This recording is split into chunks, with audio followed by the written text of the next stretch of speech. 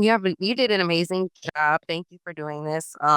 I wanted to just ask a sidebar question. It's not really related to this particular training, but just in general, you have so much experience with real estate and you seem so together. And I noticed that you also have smaller children. And I guess I'm just with me being a new realtor and coming into a new industry and trying and being this entrepreneur and trying to build this business, I'm finding that, and I don't know if it's because I have ADHD and anxiety and all these things too, but I'm just finding that I'm getting very like overwhelmed with everything. Like there's all sorts of trainings between EXP World and these calls and So here's what you live. Hold on, because you're like me. You got to pick something and stick to it. Pick something, guys, until you get good at it and stick to it. I'm not calling Sonya and she's saying she calling FSBOs. I'm not calling Sonya and she says she calling expires.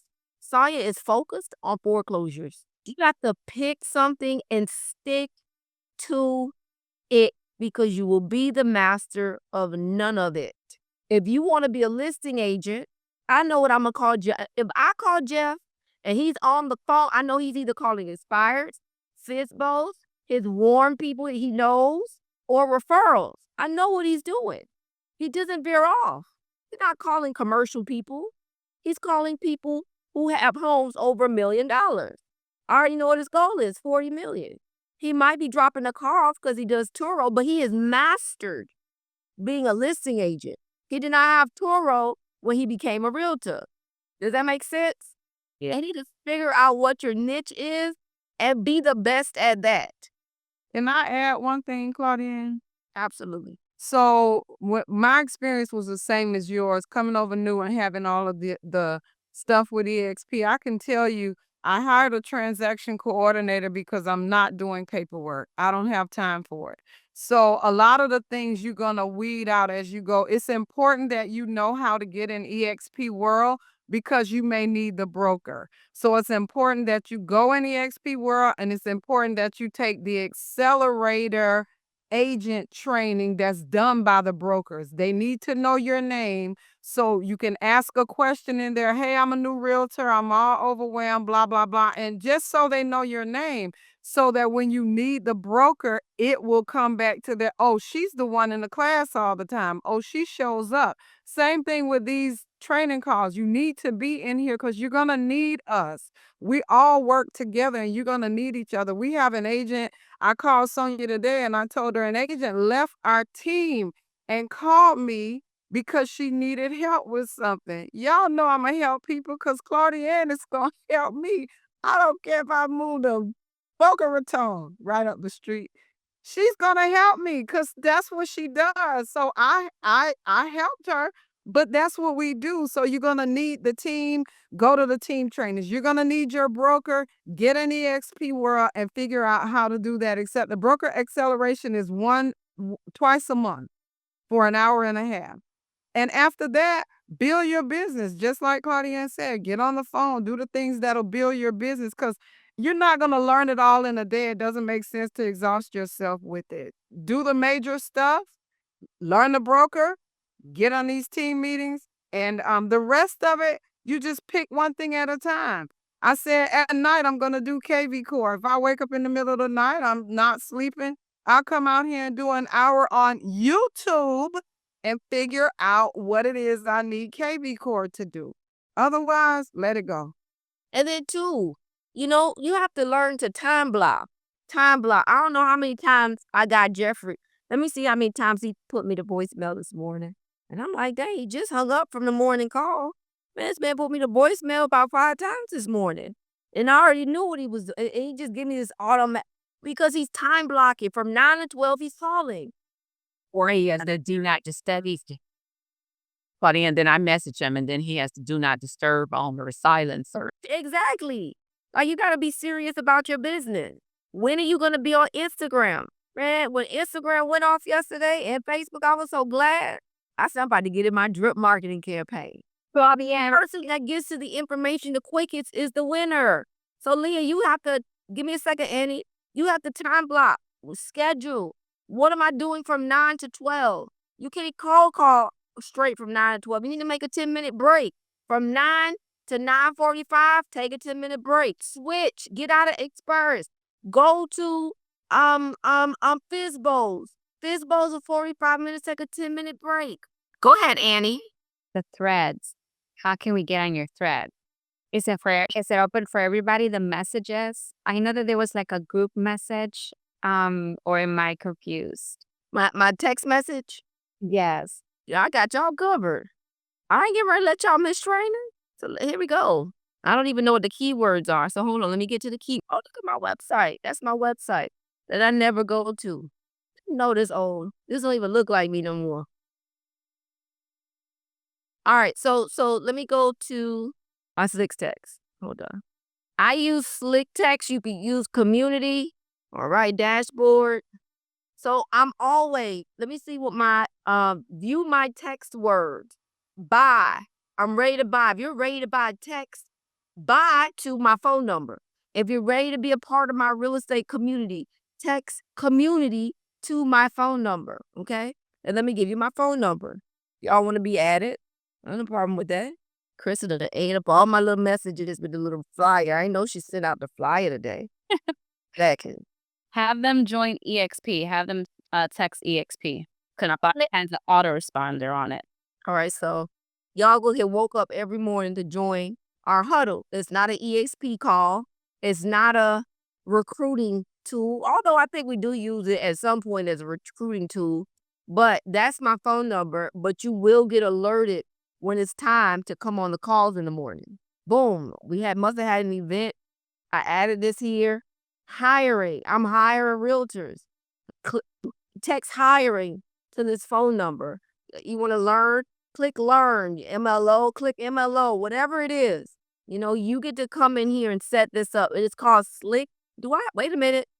Crystal, do I have an affiliate link? I don't leave no money on the table. And if not, you sign up with Slick Text or community or service like that. So I've got email campaigns, text message campaigns. Hold on. Yes, you do. Hold on. I'm coming, guys. Give me 2 seconds. BRB. Somebody asked, do you need to hire a VA? If you have a budget to do so, absolutely. If not, get on Canva, time block. On Mondays or Sundays or Saturdays, I'm going to do this. I'm going to set up my campaigns for the week, and boom, you can schedule them. Does anybody have any more questions for me? One more question. If you don't put me on a timeline, I'm not going to shut up, but I'll leave some room for everybody else. Quick question. I have not signed up for the MLO, but I'm wondering if I should wait a little bit because right now I'm still trying. I just joined Shaston. I know that I talked to you about that, and I just started his coaching program, so I don't want to get overwhelmed. But I was wondering if I should I wait like a couple weeks? I'm not going to give her advice on that specific thing, but what I am going to say is, guys, okay, there's my referral link for Slick Text. I don't even know how much money I make. I'm sure it's a couple dollars, but I'll take it. Gas is expensive. Hello. What I would recommend is this. If you're adding things onto your plate, they need to make sense. I'm a realtor. I don't want to sell tickets for the Miami Heat. It's two different things. I'm a realtor, and now I could service, maybe I'm going to be a mortgage loan officer, and I don't want to just have everybody calling me. Maybe that's the case. Maybe I only want to service my buyers. I'm going to tell you how I felt today. A couple weeks ago. I had a buyer that was qualified for $1.2 million. I couldn't wait for me. I had to send them somewhere. That's $12,000 I could have added to my arsenal. So whatever you're adding to your plate, it needs to make sense. And even the plate will get full sometimes. You can't even, here go the plate. Okay, you got real estate, marketing, chasing. Maybe the plate is too full right now. Or maybe you say, wait a minute, I can service my clients. So now you're already working with the client. I tell y'all one thing, the buyer is always typically 99% of the time going to come to the realtor first. They just do. And then we give them what to do. We tell them what to do. That is true. That is correct. And yeah, and I love helping my clients any way that I can, right? And like you said, I have had so many clients of mine ask me, can I help them with the loan? And I say, I cannot personally, but I can refer you. So, like you said, I'm leaving money on the table as well, and I'm not able to serve them as much as I could. But I was just wondering about that whole training situation. If it's going to be very demanding, or maybe I should just wait a little bit. Hey, that's a decision based on what's on your plate that you have to make. Awesome. Thank you. If you just said, Claudienne, I want to open up a gas station, I'd have been like, wait, hold on. You know, I'm a realtor, but I also own a school from K to 12. I do. I know that's impressive. Very impressive. But I don't honestly run the day-to-day functions of that school. I don't have the capacity. What? You own a school? We own a well, it used to be all boys, now it's co-ed. But I don't have the capacity. We have employees, we got secretaries, teachers, all those people are over there. Wow. And my husband runs that part of the business. I do not have the capacity to do that. I did the real estate side of it. I'm doing the construction side of it because that aligns with what I'm doing. And when something else comes off my plate, maybe I do spend more time over there and teach real estate to our students. I do now, but not full time. I got a question. When can we get training on this foreclosure? I saw you. That's Sonya's speed right there. He said that I can train you because I'm like, I don't have like a step by step. It's like, if this happened, I need to go to this. If that happened, I need to do that. And it's not any rhyme or reason, but I think we had some good foreclosure training where we had John Scalia on a couple weeks ago. If you really want to, Frederick, I'm not sure where you are, but are you in Georgia? Yes. You may want to reach out to John Scalia. He'll have a phone call with you and tell you what to do. He's good. Okay. I mean, I can guide you some of the ways, but I'm all over the place with my foreclosure stuff. But if give me a call, I'm gonna drop my number and I'll contact you what I do.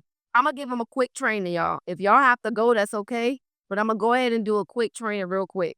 Here's where you can start. Not many places you can start, but you can start right here. Now, obviously, Claudienne, I have a question for you. Is this only good? Would this work in Minnesota also? yes. Okay. This is going to work anywhere that there is a foreclosure count. It's a city and y'all got foreclosures.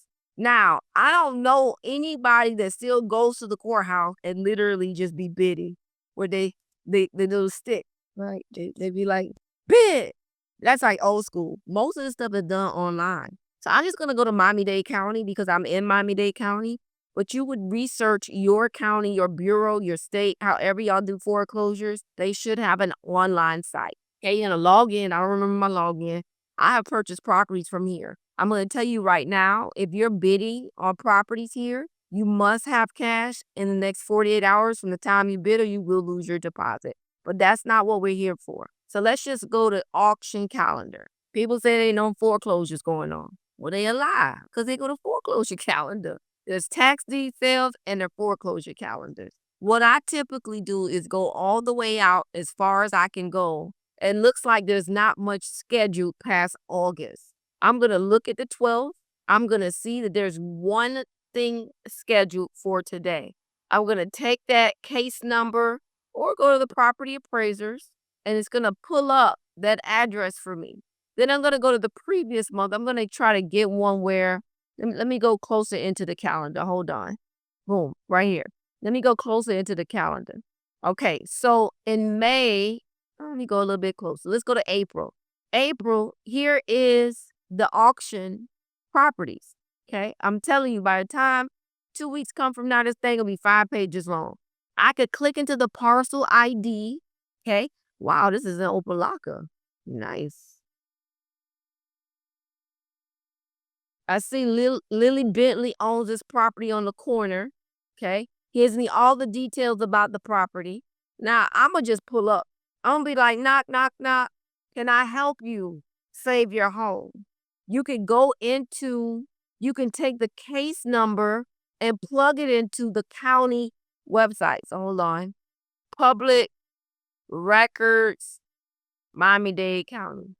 You must have taught me all of this because I do the exact same thing, Claudienne, on the Broward calendar. I'm sure. But I take the number and then I want to see what's going on. Where are they in the foreclosure process? most times you can use several third-party websites to find these people's phone numbers. Well, let's do this. The year is 2019 that it was filed, the foreclosure. We give you second set of numbers. I'm not a robot. All right, hold on. We got a few errors. Hold on. All right, it's not pulling up, but normally you pull it up, or you can use the person's first and last name if it doesn't pull up, and you'll see everything about this case. It's public records. Claudienne, you want me to show mine? I can do it real quick. Okay. Give me sharing capabilities and I'll show them really quick. Go ahead, Sonia. Sonia, do you pull up too or do you call them? What do you do? I do both.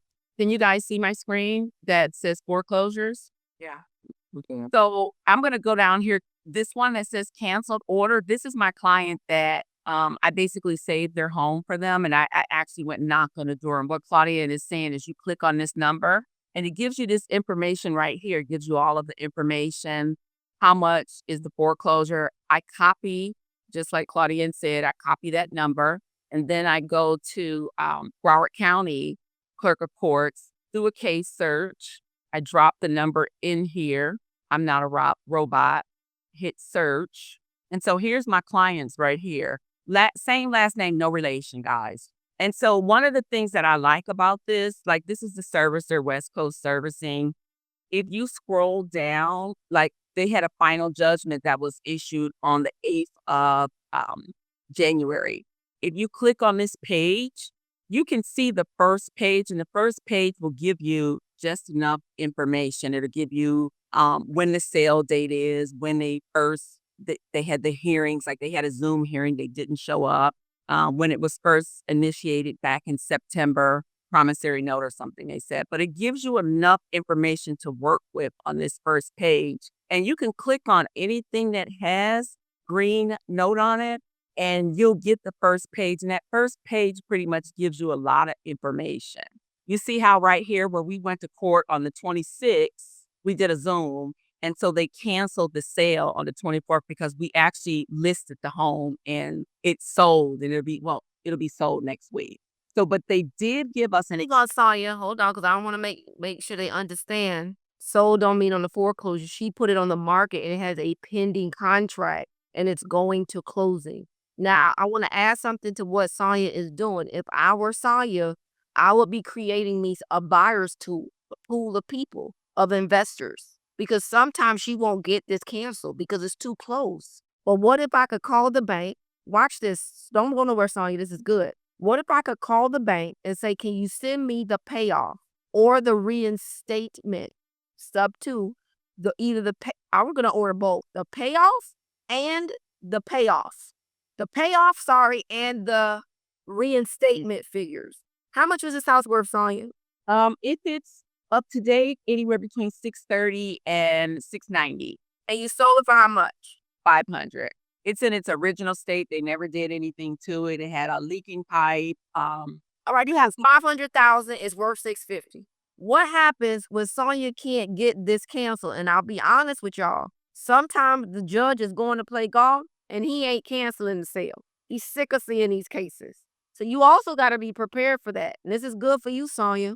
I will be creating me an investors pool that I know can come to closing real quick in 2 days with cash. And I would add my commission on there. I would create me a little LLC. Here are my fees for doing business. Still got time to put it on the market. Or an assignment can happen here. So now you can wholesale the property. There's so many things you could do. Listen, I got 2 properties right now. One, I'm pissed because I'm selling it for $330 and I got to list it for $360. But the sellers that got pressure, they don't want to wait anymore. I said, man, I could have bought that property for $335. It's worth nearly $515. A good $660,000. You get you a good group of investors. Now, Sonia will never lose on properties like this, because even if it gets sold at the foreclosure house, I'm going to call my investor and say, hey, there's a property going to the auction block. Here's the court case. I'm going to send them an agreement signed that I'm going to get a 10% fee. My management company is going to get a 10% fee when they buy the property for $200,000 when it gets sold on the auction block. And I'll tell you this, if it goes to auction block, watch this, the bank might pick it back up. That's how we get the foreclosure inventory. And Sonya's already positioned herself to be an REO agent. She has her, so guess what? She could call the bank and say, hey, I've been working on this. Can I have this in my inventory? There's so many different variations of things that can happen here. I know this is not what we were supposed to train on, but then y'all got some more liquid. No, this good. So to get it canceled, do you send the judge the contract for the judge to cancel the sale? So I had to send it to the servicer first, and then the servicer requested a court date so that we could cancel it or reschedule it, because it's not really canceled until it's actually sold. So they just basically canceled the first date and rescheduled us for 30 days later to like April 11 or something, I think it said. So, but we'll be good and closed before that. Or you can attorney pay them $500 to $1,000 and they can do the work for you. I was just gonna ask, are you acting as, their, stage doing their petitions for them? I mean, that's So they can represent themselves. And I was just on the line with them because it was a Zoom call, and I identified myself as the realtor and, told them that we had a contract that was closing. And they just wanted to see it, and that's it. So Claudienne, you mentioned that you should ask for the payoff and what's delinquent. What was the purpose? Bill statement. The reinstatement. So you're gonna reinstate it to give them more time, or If Sawyer comes across a deal and the foreclosure date is March 9th, sometimes the judge doesn't even get it in time. Sometimes the judge will just say no. Maybe they'll say yes. You don't know. So now if I got an investor and I say, okay, wait, here is the deeds to the property. It's worth $600, but I can get it to you right now for $450. Pay the sellers $20,000. Here's my fee for getting you the deal. There's just so many things you could do. You can go in. My investor, my buyer, can go and pay whatever it costs to reinstate and then deed me over the property. I think the seller should get some money. They letting you do it, so you'll negotiate that fee for them too, because they're gonna lose their property. They're gonna get zero. I mean, there's a possibility that goes to foreclosure and it sells for a lot more than what they owe the bank. Then they will get that difference back. The bank cannot take more than what is owed. So there is something that's called, I forget what it's called, but the court will send a check back to that seller if they have satisfied all the liens and there's money left over, which is typically not the case, but it does happen. When she said, okay, so when she's talking about, like when she mentioned like she helped her client save the home, I guess I assumed when she said that meant they were going to be able to stay in their home, and somehow I don't know. I guess I'm just, I don't know. So when you say save the house, what do you mean exactly? Like, So that's the script. So when she starts, she calls and she's not as aggressive as other people in terms of where your house is going on foreclosure. You need to sell. They're gonna hang up. When you're a little bit more sensitive and you say, hey, Miss Leah Pearson, I see that your house may be coming up for foreclosure. Is there anything I could do to help save your house? Right, Sonya? Right. And so once I go through all of the questions on trying to save the house, whether we're going to do some loss mitigation or some type of loan modification, or do you have the monies that you can resource to reinstate your loan? If those options are not available, then we go into, okay, well, we need to sell your home. And when I say save it, it's basically, that's not a foreclosure going on your credit. So you're actually selling the home. You'll have a delinquency on there, but you won't have a foreclosure on your credit. oh, okay, I see what you're saying. So it's kind of like they're still losing the home, but it's not, okay, that makes sense. Yeah. Sonia, you're also getting money back from the sale of the home for the sellers, correct? Exactly. This was a really unique situation because the husband, he left quite a while ago, and he's in Orlando living his life, and the wife is down here, but they're still married. So you can't sell unless everybody is in agreement. So we had to find the husband, and I got a little bit creative, and we did a welfare check. We had the wife call the police and do a welfare check. And when you do a welfare check, the police are either gonna open the door or you're going to open the door. And that's exactly what happened. They opened the door. The client actually opened the door and talked to the police, and he eventually called me and we went from there. But sometimes you can't find that missing spouse. And I see a lot of those cases like that where it'll list it that they tried to locate the spouse and they can't find them.